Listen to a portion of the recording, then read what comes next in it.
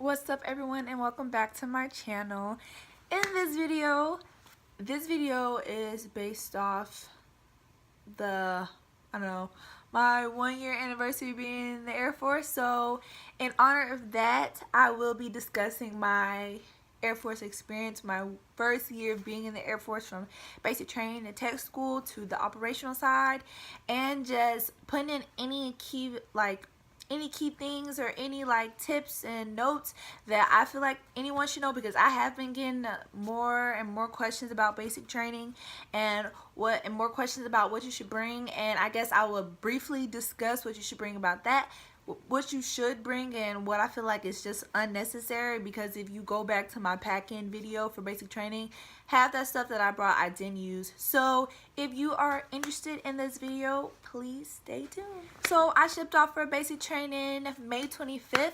I do have a video about that, about my BMT experience and how I switched recruiters, and I ended up shipping off to basic training late, and with all that going on, and it was just a whole bunch of mess mixed in with me actually trying to get off. If you are interested in that video, I will be leaving the link to that video in the description box. So if you haven't seen that video, I would suggest you give that video a try, because I do discuss how that whole thing worked and switching recruiters and how that worked for me. So yeah, give that video, go watch that video if you have any questions about that, if you want to see how that worked out for me. Obviously it worked out pretty good, because look at me, I'm first year in the military, and honestly it has been a pretty chill year. I know everyone kind of say the first year is the most challenging year. You kind of taken out of your comfort zone, yada yada yada, blase blase. Just this year, your first year is really challenging. It's challenging to some people. It's probably the most challenging year. That's what I've heard from several people. And then again, I've seen where people's first year has been challenging, but my year has been really smooth sailing. Actually, yeah, what can I say? I don't know what to say. But so yeah, I shipped off May 25th, and then I went to tech school.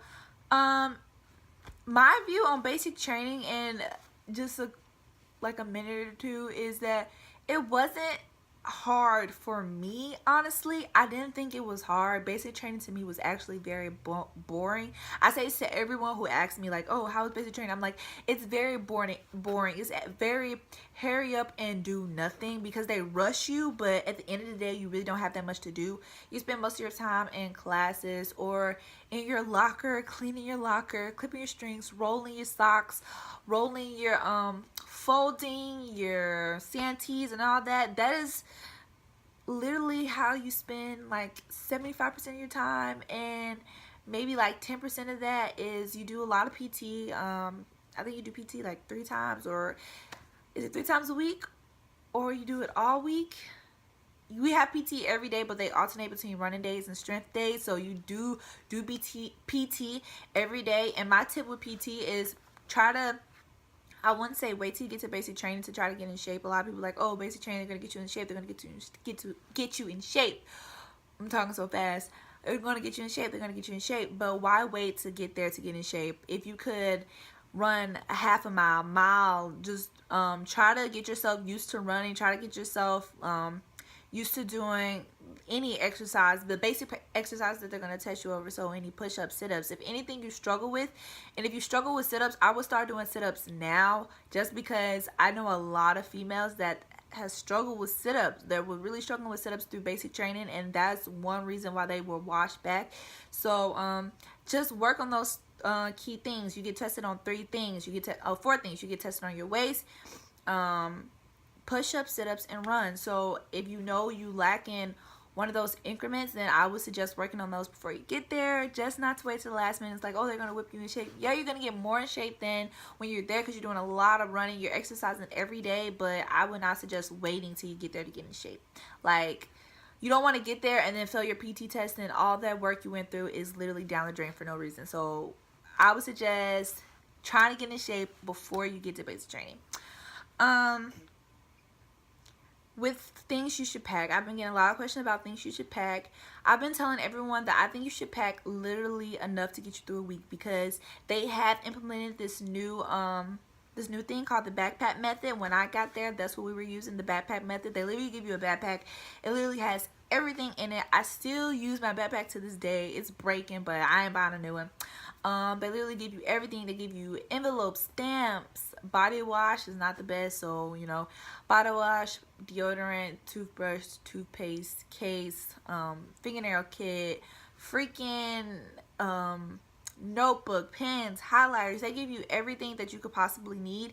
Any of the necessities that you need, they're going to give you in that backpack. So I would not suggest going out and just buying everything because you feel like you're going to need everything.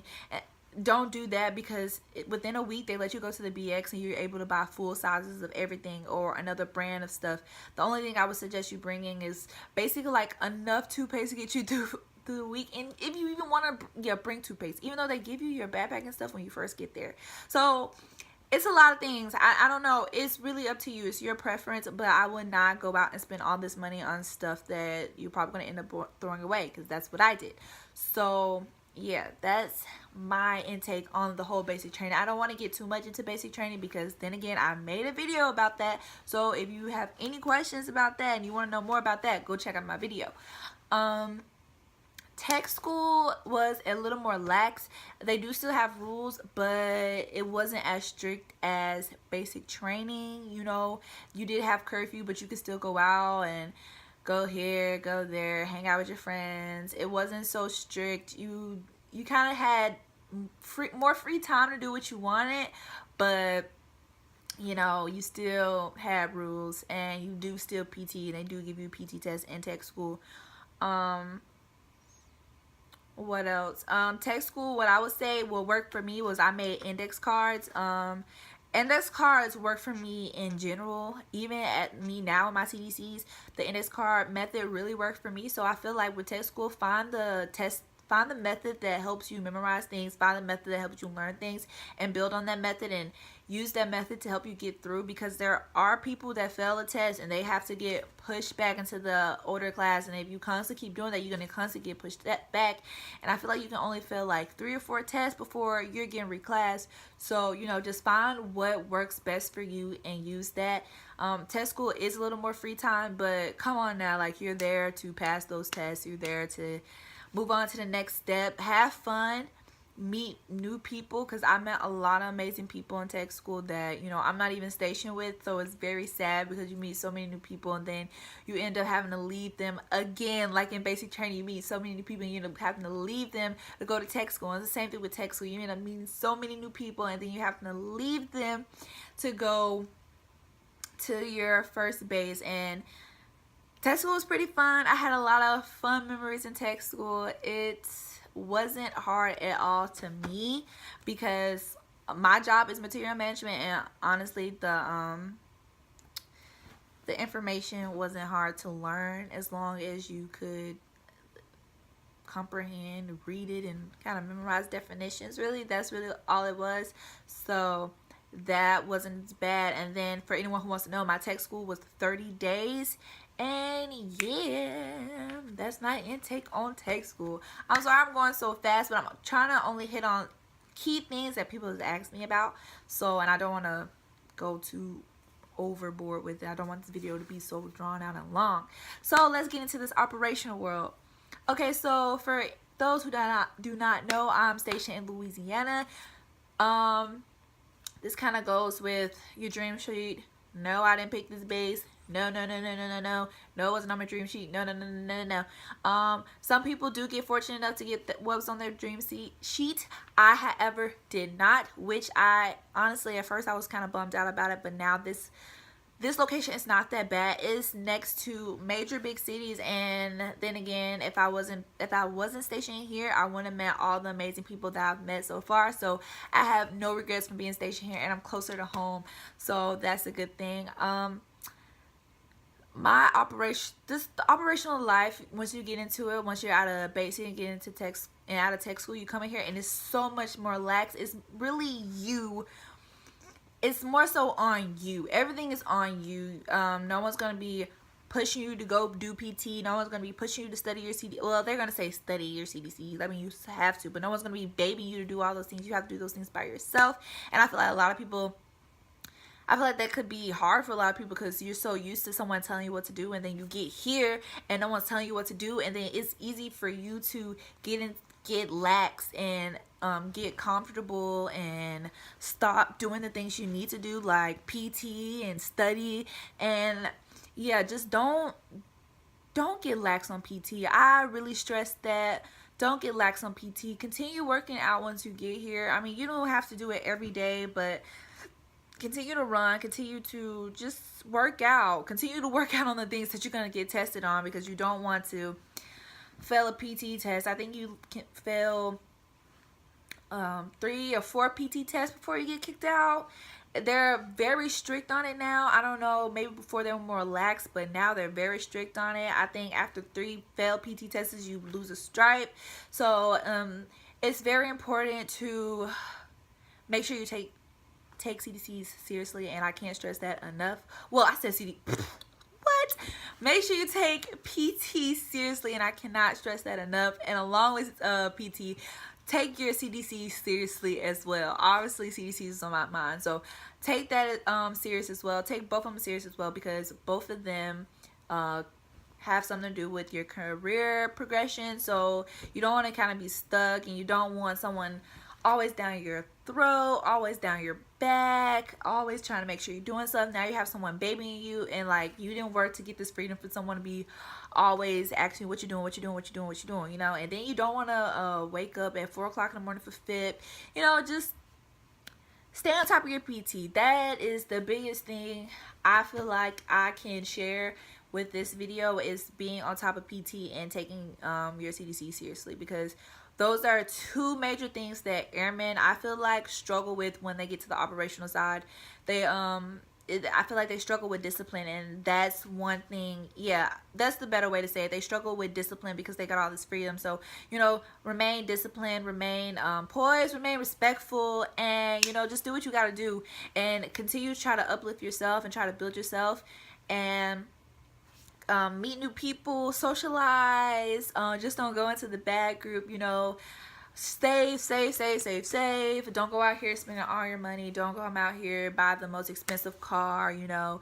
If you got to get a car, at least make sure you have a little credit. Try to build your credit a little bit. You can do that by getting a little star card. Even if your minimum is like $500, your maximum is like $500, get you something that costs like $200. Pay that off in like you can pay that off in a month. Literally pay that off, and it literally helps you build your credit. And then once you build your credit, if you want to buy your car, boom, go buy your car. That really helped for me, because when I bought my car, my APR rate was not high at all. It was like a 6, and everyone was shocked as crap because I'm 21 and my credit is banging. So yes, don't come out here and try to buy the fanciest car, because then your car don't end up being half your paycheck, and then your car insurance being half your paycheck, and then you don't have no money to spend it. You don't have nowhere to go enjoy your car. And yeah, manage your money.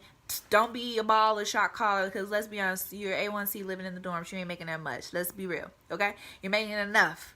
Just enough for you to take care of the necessities. Not enough for you to go out here ball and shot calling like you just won $1 million, because that ain't what it is. So I feel like those are all the key points I wanted to cover. This video was, I talked very fast in this video, because I am used to my videos being so long drawn out and me skipping over the points that I'm trying to make, because I get sidetracked. So I'm trying not to get sidetracked. I'm trying to stay focused. I'm sorry if this video, if I was talking very fast, but I hope this video is very helpful to whoever is trying to join the military, who's ever getting out of basic, who's ever going to tech school or getting out of tech school. Just remember to stay focused, stay motivated, and have a positive attitude. Go to your workplace, your first duty station, with a positive attitude. Even if it's in the middle of nowhere, go there with a positive attitude. Don't let nobody's negative attitude deter you from having a positive attitude, deter you from having a positive aspect on the whole situation that you're in. Just know that you were put there for a reason. You might not know why, but you're at that base for a reason. It obviously might not be the reason that you know, but later on down the line, you'll understand, oh, I was put here for this. And if, you know, everything starts to add up at the end. If I wasn't here, then this wouldn't happen. You know, everything has, what is the butterfly effect? Everything has an effect on the next thing. If one thing was to change, your whole life would be different. So just continue to have a positive aspect on anything, your workplace, anything. All right, everyone, I almost forgot to end this video, so I'm going to end it here. Continue to like and subscribe. If you have any questions, please leave them down in the comments below, and I'll be sure to answer every last one of them. I'm also going to leave my Instagram down below, just in case you don't want to leave them in the comment section below. You want to ask me personally, you can ask me on there. You can DM me, and I'll be sure to get back with you on that. Thank you for everyone who has subscribed to my channel, and all the new subscribers, welcome. I'm pretty sure you're gonna like it here. Very pretty cool if you ask me. So I will see you guys in my next video. I really hope you enjoyed this one. Bye.